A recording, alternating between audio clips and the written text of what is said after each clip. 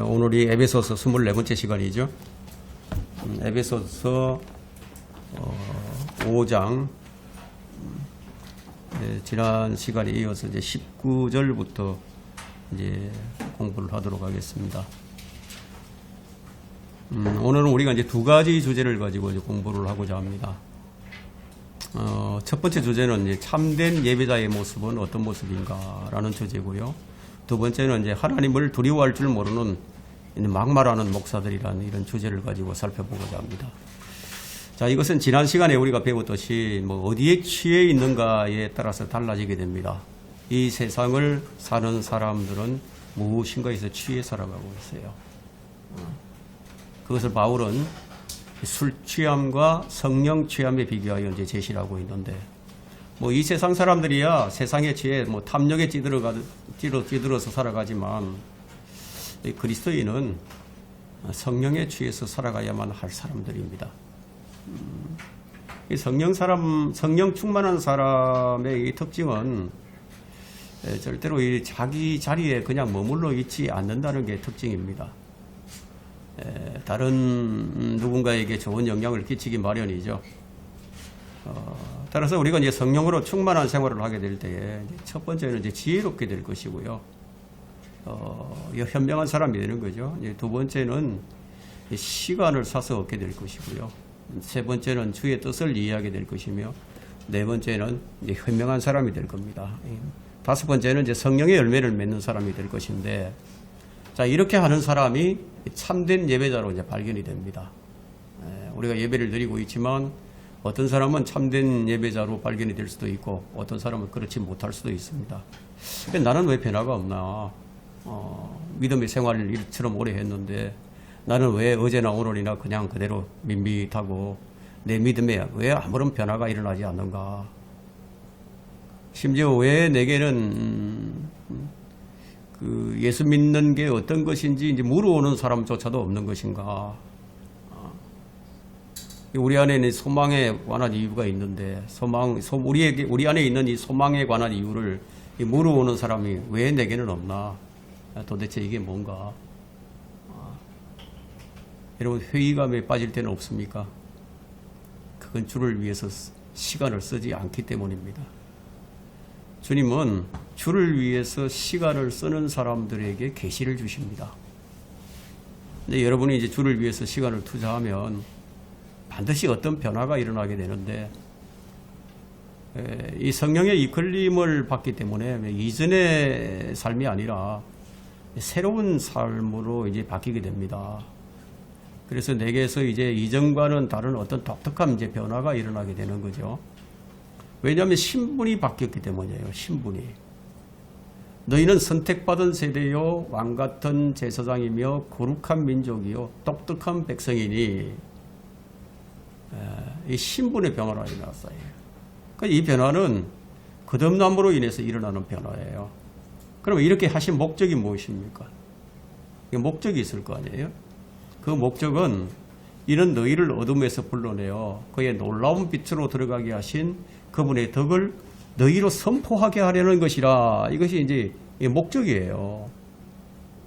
어둠에서 빛으로, 빛의 선포자가 되게 하는 게 목적이라는 거죠. 그러니까 여러분은 이제 이 목적을 위해서 시간을 죽이는 자가 되지 않아야 됩니다. 그래서 이제 바울은 시간을 사서 얻는 자가 되라. 그렇게 권면이 아니고 명령이에요, 명령. 명령이라는 것은 무엇입니까? 권면이라는 것은 내가 해도 되고 안 해도 되고 그만이지만, 명령이라는 것은 이제 반드시 이제 복종을 해야 되는 것이 이제 명령입니다. 이제 이렇게 변화된 사람에게서 나타나는 모습이 바로 이제 19절부터 이제 20절인데 한번 보겠습니다. 어떤 모습이 이제 보이게 되느냐? 시와 찬송과 영적인 노래들로 너희에게 말하고 너희 마음으로 주께 노래하며 곡조를 만들고 항상 모든 일에 우리 주 예수 그리스도의 이름으로 하나님 곧 아버지께 감사를 드리며. 비로소 이제 참된 예배자의 모습이 이제 드러나게 되는 거예요. 시간을 사서 얻는 사람에게 아주 놀랍게도 이렇게 상상할 수 없는 모습이 나타나게 됩니다. 내 생활에서, 내 입술에서 이제 노래가 터져 나옵니다. 찬송이 흘러나오는 거죠. 진정 이제 마음 깊은 곳에서부터 나를 구원해 주신 그 은혜에 감사해서, 또 날마다 내게 베풀어 주시는 그 은혜가 너무너무 감사해서 모든 일에 감사를 드린다는 거예요. 예수 그리스도의 이름으로. 모든 것이 예수 그리스도로부터 왔기 때문에 예수 그리스도의 이름으로 하나님 아버지께 이제 감사를 하게 된다는 겁니다. 그것을 이제 바울은 골로새서 3장 16절에서 이제 이렇게 말을 합니다. 예, 여러분 골로새서 3장 16절 한번 찾아보세요.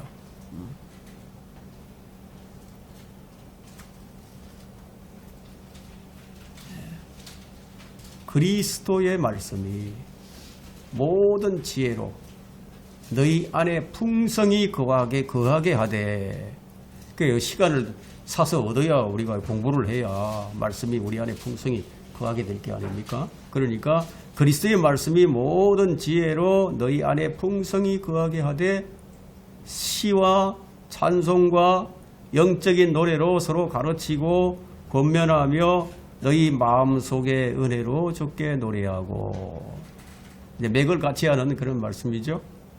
자, 이렇게 시간을 사서 얻는 사람이 되어야 비로소 이제 서로 간의 소통이 이제 가능하게 된다는 거예요. 뭐 저절로 기도만 하면서 저절로 좀 되게 해주세요. 그렇게 해서 되는 게 아니라는 거예요. 그리스도의 말씀이 모든 지혜로 너희 안에 풍성히 거하게 하되 이렇게 말씀하고 있기 때문에 시간을 사서 얻어야 된다는 거예요. 투자를 해야 되는 거죠. 우리는 그리스도의 말씀이 모든 지혜로서 그냥 내 안에 채우는 게 아니라 모든 지혜로서 우리 안에 풍성하게 채워야 이제 비로소 이제 뭐가 나오느냐, 찬송도 하게 되고 영적인 노래도 하게 되고 서로 노래하면서 가르치고 권면하는 그런 사람이 이제 된다는 거예요. 그래서 이제 하나님과 소통이 이제 이루어지는 거죠. 그리고 형제들과의 이제 소통이 이제 이루어집니다. 자, 이건 이제 성령 충만의 이제 결과지만, 우리는 이제 시간을 사서 주의 일을 하고 주의 말씀을 배우고 공부도 하고 주에 관한 이 지식을 가득 채우게 되면 이제 성령을 통해서 찬송 시를 쓸 수도 있게 되고요. 이제 영적인 노래를 하게 된다는 겁니다. 그렇게 할 때 진정으로 감사할 수 있게 된다는 겁니다. 여러분, 감사는 억지로 되는 게 아니에요.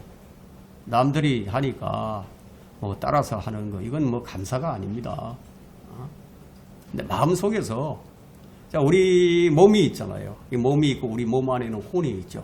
그리고 혼 안에는 뭐가 있는 영이 있단 말이에요.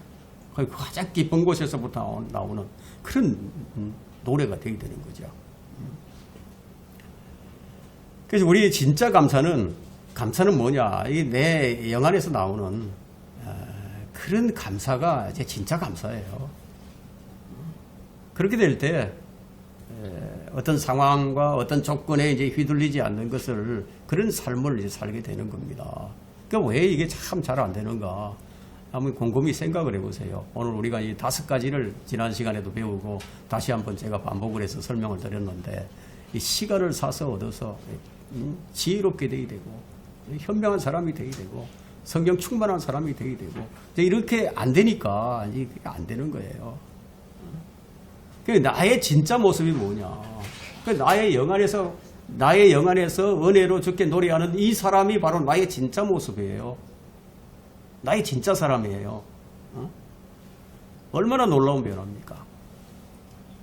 우리가 늘 입버릇처럼 감사하는 게 아니라 내가 알고 있는 일, 알 수 없는 일, 그 모든 일이 하나님 앞에서 새롭게 보여질 것이고요. 정말 놀라운 일들이 그야말로 핵폭탄처럼 능력으로 이제 발휘될 것이라는 겁니다.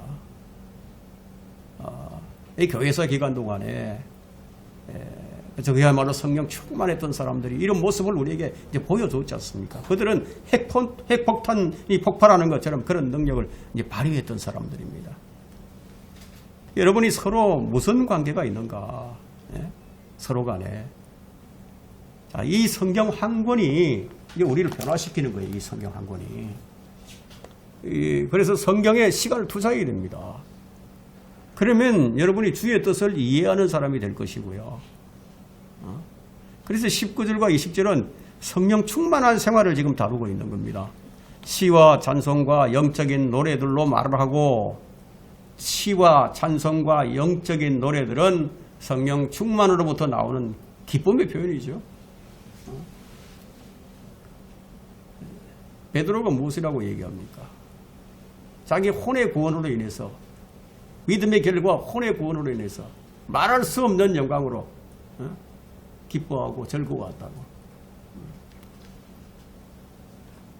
자, 본문에서는 이것을 그리스도인들에게 권유하고 있는데도 안타깝게도 오늘날은 시와 찬송과 영적인 노래들이 많이 왜곡되어 있습니다. 뭐 어떤 것이 좀 왜곡되어 있느냐. 그래서 이제 우리가 좀 주의해야 할 부분이 있는데요. 음악에도 그리스도인에게 적합한 음악이 있고요. 부적합한 음악이 있다는 거예요. 그러면 그리스도인에게 적합한 음악은 세 가지가 있는데 그 세 가지가 어떤 것을 말하는 것인가 하면 시편이죠. 시편. 시예요. 시. 예. 자, 이것은 시의 형태로 편곡된 장로교회의 옛날 찬송가입니다. 옛날 찬송가. 주 예수님께서는 십자가 이전에 지상에서 마지막 밤에 시편 하나를 부르셨죠. 두 번째는 이제 우리가 이제 찬송이라고 그러는데 찬송.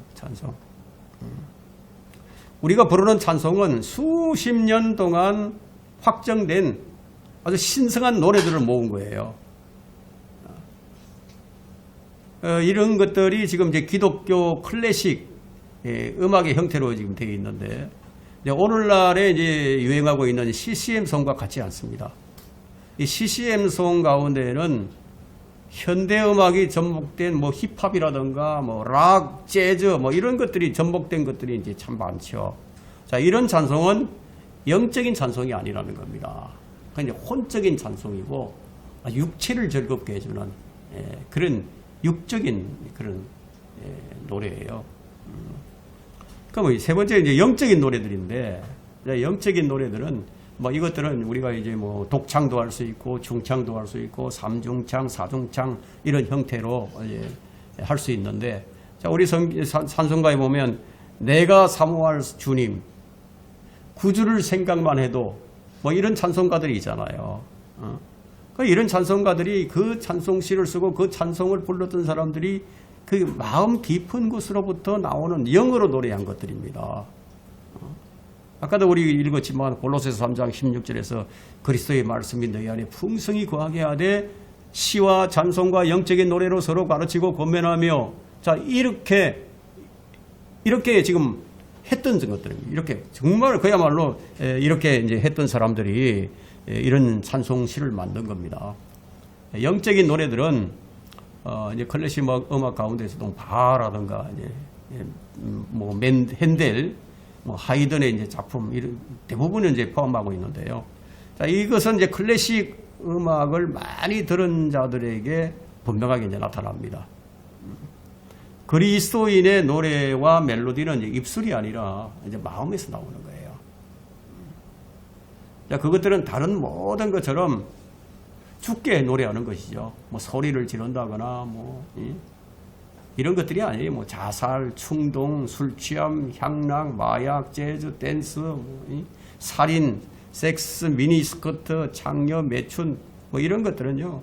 뭐 성령 충만한 생활에서 나오는 것이 아니잖아요.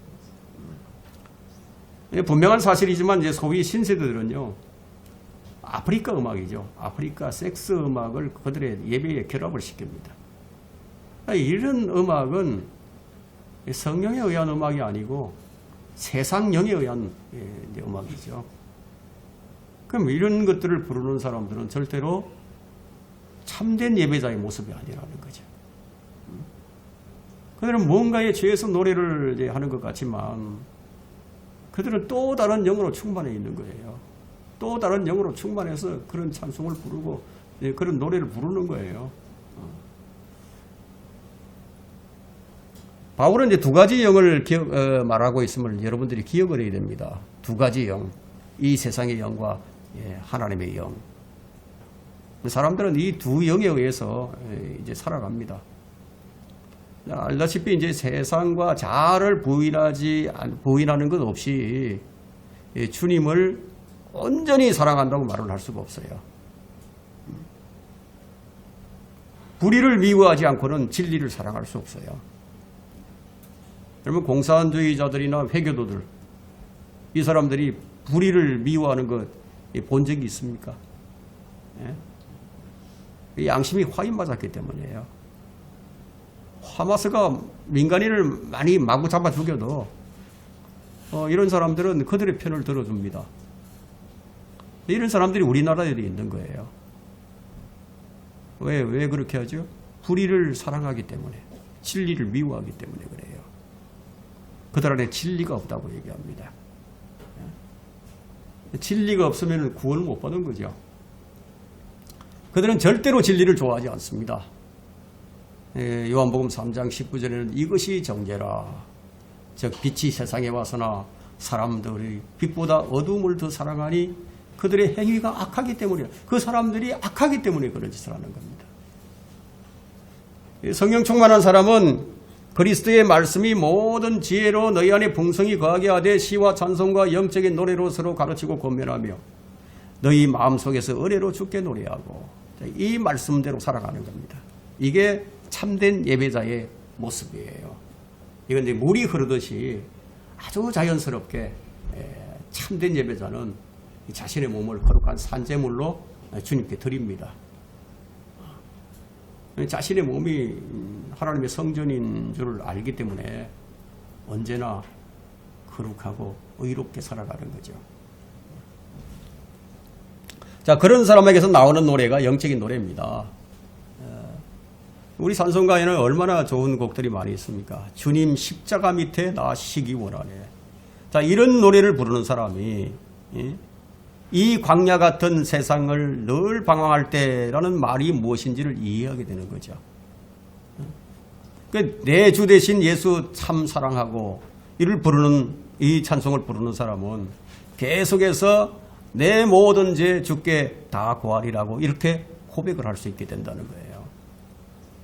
마음 깊은 곳으로부터 은혜로 주께 노래하게 되는 것이죠. 여러분 성령 충만하면 이런 노래가 나온다는 겁니다. 여러분 어떤 책을 영적인 어떤 양서를 이제 여러분들이 감동 깊게 읽고 그런 다음에 여러분 입술에서 어떤 노래가 나옵니까? 저절로 노래가 나오는 거예요. 저절로 찬송이 나온단 말이에요. 자, 21절 한번 보겠습니다. 21절.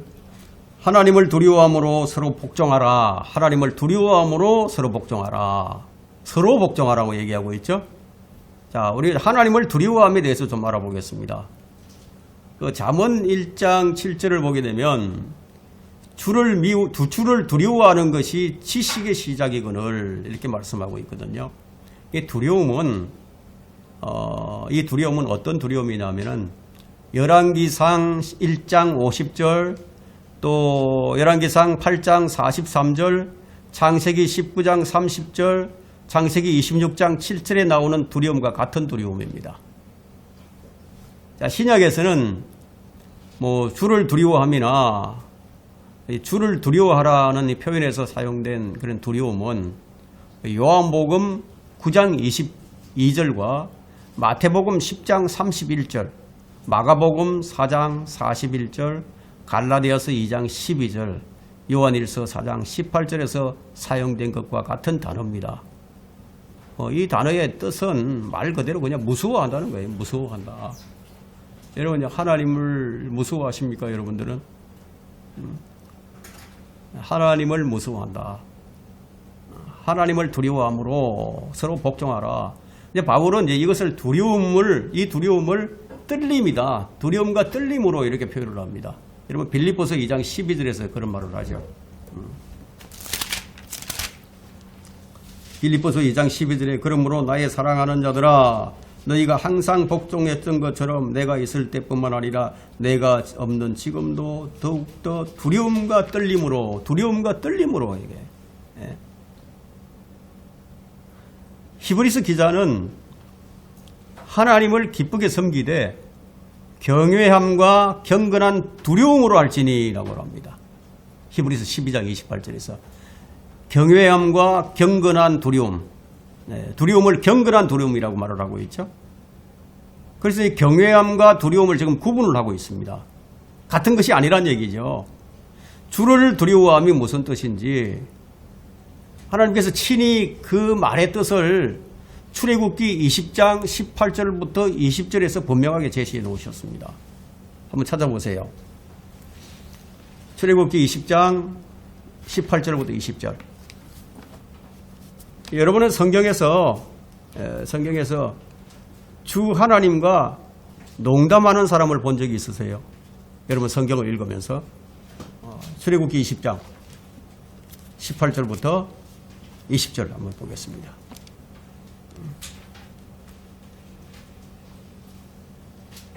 모든 백성들이 천둥과 번개와 나팔 소리와 연기 나는 산을 보았는데 이 모세가 시내산에 올라갈 때 이런 일이 일어났습니다.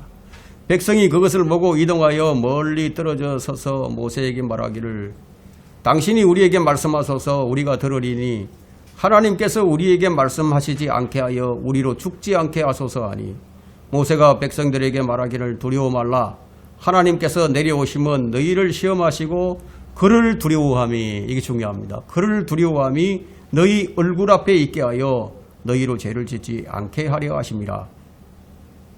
그를 두려워함이 하나님을 두려워함이 너희 얼굴 앞에 있게 하신다.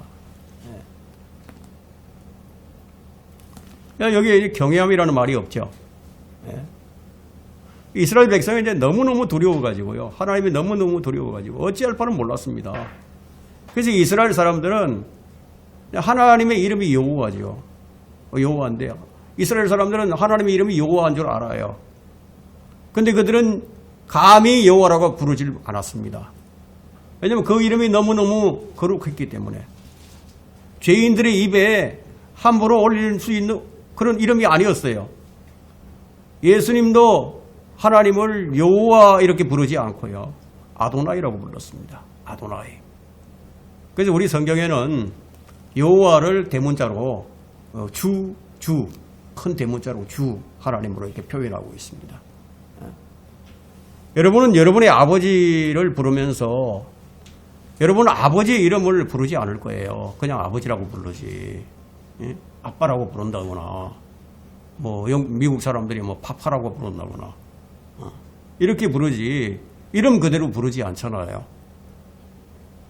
모세는 지금 왜 하나님을 두려워해야 하는가 그걸 지금 말하는 겁니다. 왜 두려워해야 하느냐. 너희를 시험하시고 그를 두려워함이 너희 얼굴에 있게 하여 너희로 죄를 짓지 않게 하려 함이라. 하나님을 두려워할 줄 안다. 하나님을 두려워하는데 어떻게 죄를 짓겠습니까?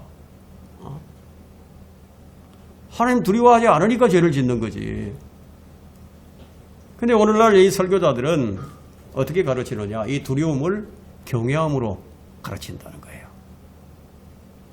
그렇게 해서 하나님을 두렵지 않는 분으로 만드는 배후에 깔린 동기가 무엇이겠습니까? 하나님 앞에서 두려워 떨지 않는 사람은요, 사람들 앞에서 두려워 떨기 마련입니다. 그래서 사람을 두려워하다가 낭패를 당하는 일들이 비일비재하게 일어나죠. 성경은 사람을 두려워하면 덫에 걸린다고 얘기합니다.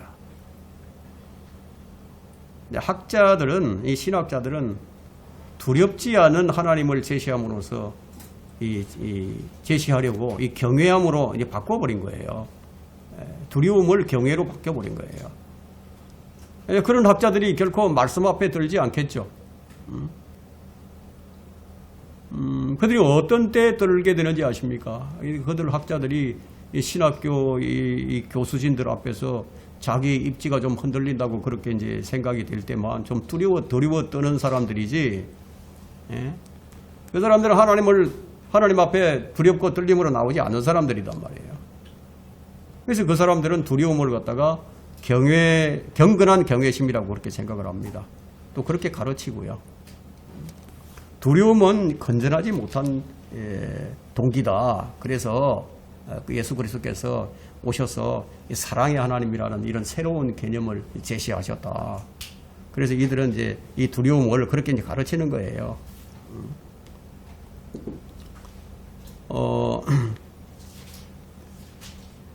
그 헬라어로 두려움은 이제 포베오고 히브리어로는 이라신데 이 두려움이 의미하는 것이 아니다. 그것은 두려움을 의미하는 것이 아니다. 이렇게 얘기를 하면서 잠언 1장 7절을 묵살해버리죠. 하나님을 두려워하는 것이 지혜의 시작이다. 이거예요. 자, 이들에게 가르침을 받은 목사들은 배운 대로 뭘 가르치겠습니까? 하나님은 사랑이다. 사랑. 여러분, 사랑의 하나님이십니까? 사랑이 하나님입니까? 사랑이 하나님이시죠. 사랑은 하나님의 속성 가운데 하나죠. 그래서 그런지 오늘날 교인들은 하나님에 대한 두려움이 손톱만큼도 없어요. 어떤 목사는 마치 하나님을 쉬운 친구 대하는 것처럼 하나님께 이제 막말하는 목사들이 있습니다. 이름을 대면 알만한 목사들인데 아주 그것도 공개적으로 함부로 이제 말을 하는데요. 내 기도를 안 들어주면 하나님이 가만두지 않겠다고. 공개적인 석상에서 그렇게 농담을 합니다. 자기가 하나님과 좀 친하다는 것을 과시하기 위해서 이제 그런 농담 따먹기를 하는데요. 이 사람들이 구원받은 사람들인지는 모르지만요. 구원받은 사람이 맞는다면 이 사람들에게는 하나님과 그리스도의 왕국에서 상속받을 게 하나도 없는 그야말로 빈털터리가 되는 겁니다. 여러분 에베소서 5장 2절로부터 5절에 뭐라고 말씀하고 있습니까? 한번 보세요. 2절과 5절, 2절부터 5절에 3절부터 볼까요? 음행과 온갖 더러운 것과 탐욕은 너희 가운데서 이름조차 부르지 말라. 이것이 성도들에게 합당하니라. 또 음탕함과 어리석은 말이나 농담은 합당치 않다. 어떻게 감히 하나님께 농담을 합니까? 오히려 감사를 표하라. 너희가 이것을 알거니와 음행하는 자나 더러운 자나 욕심 많은 자 곧 우상숭배자는 누구든지 하나님과 그리스도의 왕국에서 상속받을 것이 없느니라. 없다고 얘기한다. 이게.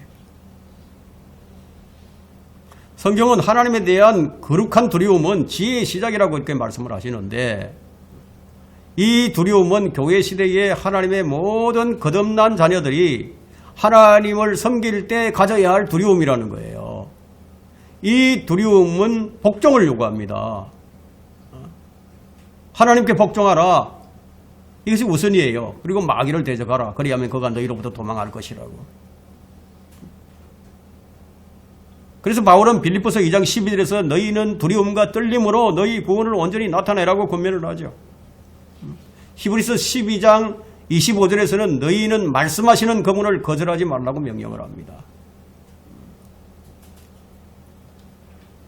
바울 사도는 우리가 하나님을 두려워해서 하나님께 복종을 하듯이 이제 서로 복종하라고 가르칩니다. 여러분은 하나님께 복종할 거예요. 복종이라는 단어는 보통 이제 종들이 주인에게 할 때 쓰는 단어죠. 종이 주인을 두려워하지 않으면 복종하지 않겠죠. 오늘 우리는 서로가 죽게 대하듯이 우리가 해야 됩니다. 죽게 대하듯이. 우리가 죽게 어떻게 대합니까?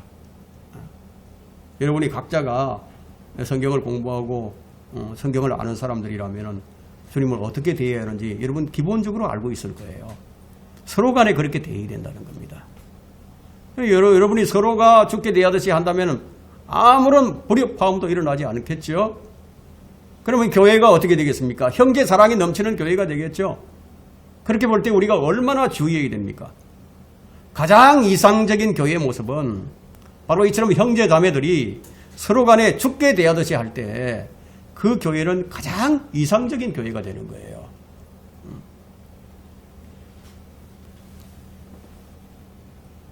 여러분 죽게 대하듯이 하는데 비난을 하고 또 모함을 하고 흉을 보고 이 비하하는 이런 얘기를 할 수 있겠습니까?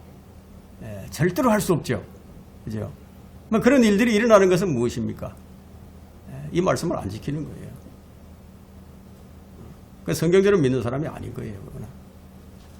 말로만 성경대로 믿는 거지. 자, 22절부터 25절을 봅니다. 아내들아 너희는 너희 자신의 남편에게 복종하기를 주께 하듯 하라. 이는 남편이 아내의 머리됨이 그리스도께서 교회의 머리됨과 같음이라. 그는 몸의 구주시니라. 그러므로 교회가 그리스도께 복종하듯이 아내들도 자기 남편에게 매사에 그렇게 해야 할지니라.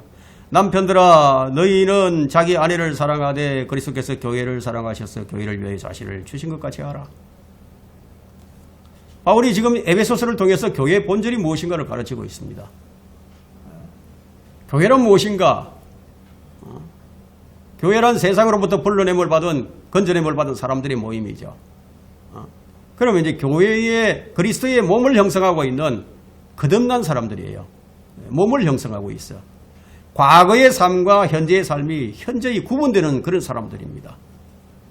그리스도인은 이 세상에 살고 있지만 이 세상과는 전혀 다른 존재라는 것이 뭐 본인도 확인될 뿐만 아니라 다른 곁에 있는 사람들에게도 확연하게 구별이 되는 사람이 되어 난다는 거예요. 그들이 구별되어 보이는 까닭은 무엇입니까? 그리스도와의 관계를 맺고 있기 때문이에요. 그래서 바울은 그 관계를 지금 설명하기 시작합니다. 따라서 그리스도인이 되었다는 것은 새로운 정체성을 뜻하는 것이고 새로운 정체성을 가진 사람들은 새로운 관계 속으로 들어가게 된다는 겁니다. 그 관계를 지금 무슨 관계? 사랑의 관계. 사랑으로 맺어져서 사랑으로 사는 관계. 즉 그것이 부부관계. 남편과 아내의 관계로서 지금 이제 설명을 하기 시작한다는 겁니다. 이 5장 전체가 바로 이 그리스도인의 본질이 무엇인지 이 교회의 본질을 지금 얘기를 합니다. 그리고 그리스도인이 이 세상을 살면서 어떻게 하면 신앙생활을 잘 할 수 있는지, 즉 기준을 다 제시하고 난 다음에 그리스도와 그리스도인의 관계를 가장 이상적인 사랑하는 남편과 아내의 관계로 설명을 해가기 시작한다는 겁니다. 자, 우리가 구원받은 사람으로서 변했는데 그 순간 많은 변화가 영적으로 일어나는데 그럼 그 변화된 것이 어디에서 확연하게 드러날 것인지를 지금부터 우리에게 이제 설명을 해주기 시작한다는 겁니다. 그 변화가 어디서부터 시작이 되어야 하느냐? 바로 가정에서 시작되어야 된다는 거예요. 우리의 달라진 모습이 검증되는 것이 그것이 세상이 아니라 바로 부부라는 관계에서 드러나게 된다는 겁니다. 가장 먼저 드러난다는 거예요.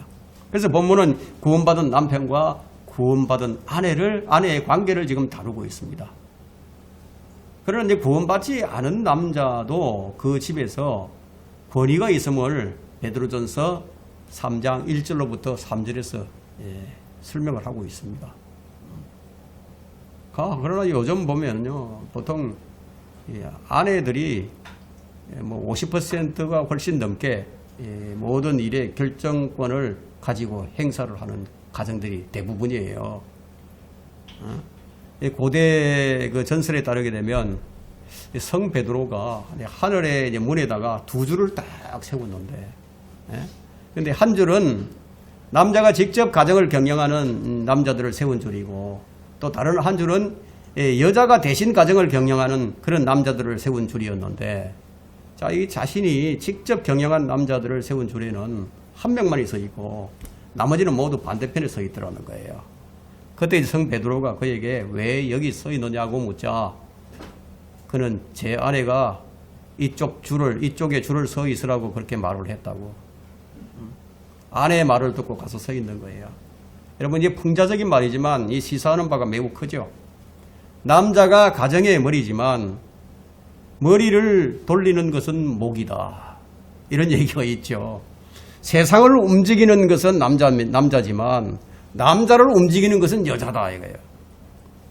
그러면 가정의 머리가 표현하는 견해가 항상 그야말로 가장 뛰어난 경영자의 견해는 아니다 등등, 이런 견해들은 모두 성경적인 가정을 이루지 못하고 있다는 것을 꼬집어서 풍자하는 말이라고 볼 수가 있습니다. 첫 번째 명령은 매우 공평한데요. 21절에서 우리가 본 것처럼 하나님을 두려움으로 복종하라, 서로 복종하라. 자, 이것은 이제 교회에 속해 있는 모든 형제 자매들에게 주신 명령입니다. 그러나 22절에는 보니까 아내들에게 먼저 명령이 내려집니다. 아내들에게 남편과 아내를 다룰 때 첫 번째 훈계는 항상 여자에게 먼저 주어진다는 거예요. 이것이 성경에서 나오는 첫 언급의 법칙입니다. 창세기 3장 16절에 보면 여자에게 말씀하시기를, 남자에게 먼저 얘기하지 않았어요. 여자에게 말씀하시기를 내가 너의 고통과 너의 임신을 늘리니 네가 고통 가운데서 자식들을 낳을 것이요 너의 바람은 네 남편에게 있을 것이니 남편이 너를 주관할 것이라.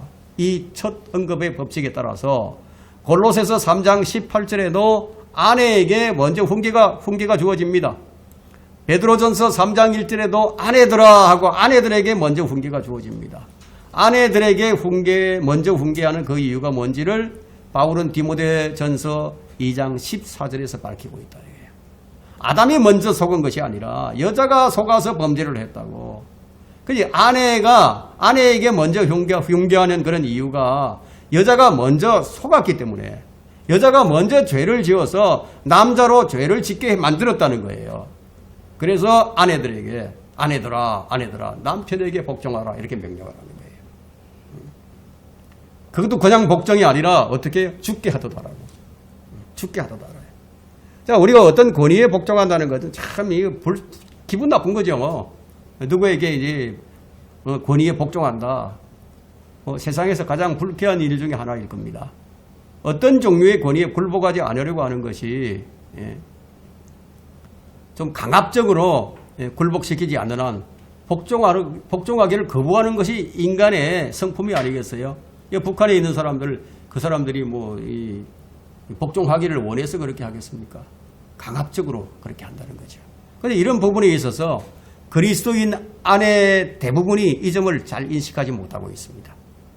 아내들이 남편에게 복종하기를 거부하는 것은 뭘 의미하느냐예요. 뭘 의미하죠, 여러분? 그리스도인으로서 아직 성숙하지 못했다는 거예요. 아직까지 영적인 사람이 되지 못했다는 거예요. 말씀에 익숙하지 않다는 것을 의미하고 있죠. 그것은 매우 이기적이고 자기중심적이며 하나님 중심이 아님을 얘기합니다. 하나님 눈에는요, 이런 사람들이 어떻게 보이겠습니까? 욕심 많고 부도덕하게 보이겠죠. 그렇죠? 자, 이것은 바로 그리스도의 왕국에서의 상속과 연관이 있다는 겁니다. 우리가 주의할 부분이 이거예요. 상속과 연관이 있어. 하나님과 그리스도의 왕국에서 상속받을 것이 없느니라. 우리가 어떻게 생활을 해야 될 것인지 오늘 참 많은 교훈을 우리에게 주고 있죠. 오늘 여기까지 합니다. 다음 시간에 하도록 하겠습니다.